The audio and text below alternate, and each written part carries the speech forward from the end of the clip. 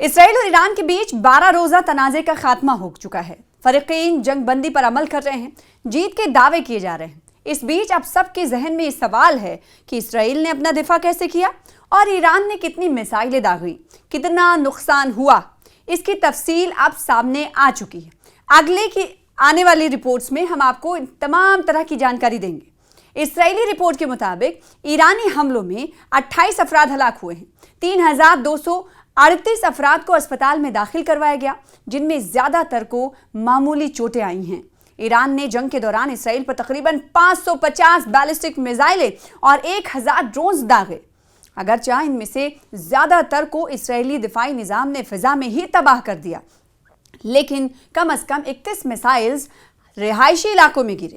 ایک ڈرون نے ایک گھر کو بھی نشانہ بنایا۔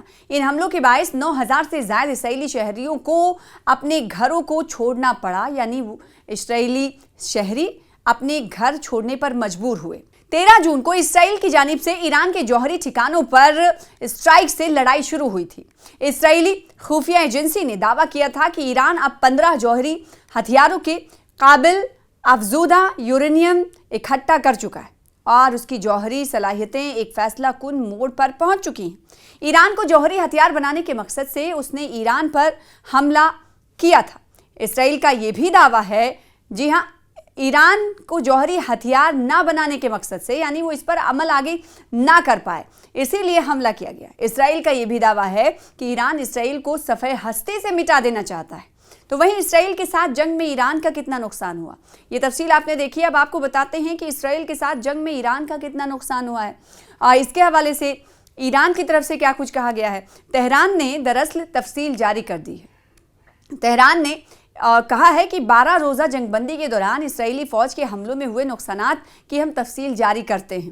دونوں ملکوں کی جنگ میں امریکہ بھی کودا اور اس نے ایران کے 3 جوہری تنصیبات پر بم برسائے۔ اب جب کہ جنگ بندی ہو گئی ہے، ایسے میں ایران نے جنگ کے دوران ہوئے نقصانات کی تفصیلات جاری کر دی ہیں۔ ایران کے وزارت صحت کے مطابق گزشتہ 12 روزہ جنگ کے دوران اسرائیلی فوج کے حملوں میں 610 افراد شہید ہوئے ہیں، یہ ایران کہہ رہا ہے، جن میں 2 ماہ کے کم عمر بچے سمیت 13 بچے شامل تھے۔ اس کے علاوہ 49 خواتین کی بھی موت ہوئی ہے۔ ترجمان نے بتایا ہے کہ صحت کے شعبے سے تعلق رکھنے والے 5 طبی کارکن بھی اسرائیلی فوج کے حملوں کا نشانہ بنے۔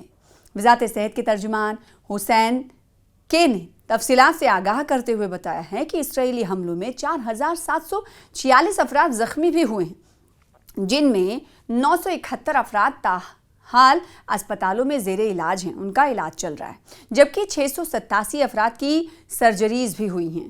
ایرانی وزارت صحت کے ترجمان نے اسرائیلی حملوں کے نتیجے میں طبی سہولیات کو پہنچنے والے نقصانات سے بھی آگاہ کرایا ہے، یعنی صرف جانی نقصان نہیں ہوا ہے بلکہ عمارتیں زمیں بوس ہوئی ہیں، بھاری نقصان ہوا ہے، اور اس حوالے سے وزارت صحت کی طرف سے بھی تفصیلات دی گئی ہیں۔ بتایا گیا ہے کہ اسرائیلی فوج کے حملوں میں 7 اسپتال، 9 ایمبولینسز، 6 ایمرجنسی ریسپانس بیسز اور 4 کلینک تباہ کیے گئے۔ تباہی ہوئی ہے، یعنی 4 کلینکس بھی اس میں تباہ ہوئے ہیں، جس سے متاثرہ علاقوں میں طبی امداد کی فراہمی مزید مشکل ہو گئی۔